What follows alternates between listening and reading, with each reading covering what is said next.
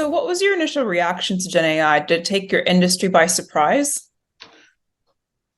So I think so. I will break down the question into my personal reaction and then the company reaction that I observed.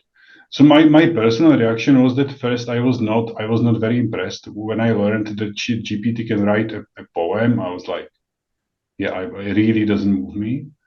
I was getting like increasingly interested, and with the GPT-4 release, I think that was the moment when I got convinced that there is a real value of an artificial intelligence that actually understand me as a person, that can understand what I'm saying and that can understand the reason why I'm saying it and the need behind my statement.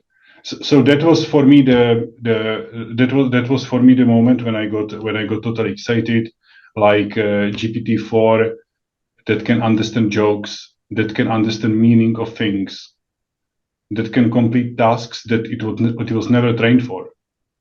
So that was sort of the moment when I got convinced. And in the company, Takeda is a very conservative organization. So there was at the beginning a big like, guys, let's be really careful here. So that was, I think, the first big reaction, and it was about security and never send the data anywhere to these platforms. So that was the beginning.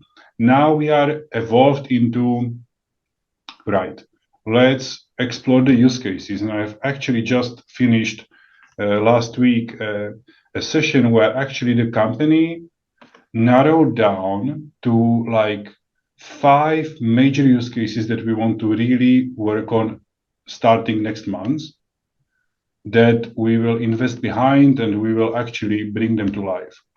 So I think now we are past this initial reaction, and now we are into like, how can we use this stage? That's great.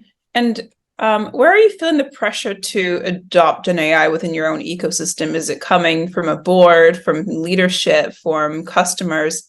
Where is the primary pressure coming from? Takeda is a very decentralized organization, so it's very difficult to answer this question. I think it really depends. There are some functions that really are very active themselves, like TBS, like manufacturing organization. Then there are functions that are less. I would say the pressure is more bottom up than top down, I would say. So the 5 use cases that I mentioned, we are going to actually present it to the board. So it was not the board saying these are the areas we want you to look at. It is actually out of the 150 use cases through prioritization, we ended with 5 that we are presenting to the board. So I think it's definitely more bottom up, but it depends on function. That makes sense. And when was the last time you saw any kind of technology triggering a similar response as to what Gen AI is doing? Video calls, maybe. I think would be probably my answer. Like the way how we managed to switch from face to face and dialing WebEx, dialing numbers somehow from our landlines to actually a very smooth video call type connections with people. I think this is for me the level of the comparison. What risks are you recognizing right now, and how are you tackling those? So I think one risk is on this data readiness, on this text that we need. One risk is on security. I still think there is this notion, and it is our official company policy, not to share data, internal data, with the large language model through APIs or through like the ChatGPT. We are not allowed to use ChatGPT, like probably most companies. So that is another risk, the security. And I would say, to what we discussed, the alignment. Are we able to actually use this technology for the benefit of us as humans in this company? And my last question is do you have any advice for any enterprise leaders looking to start their own Gen AI journey? I would like to say, don't be afraid. but I'm a bit I'm a bit afraid to say it.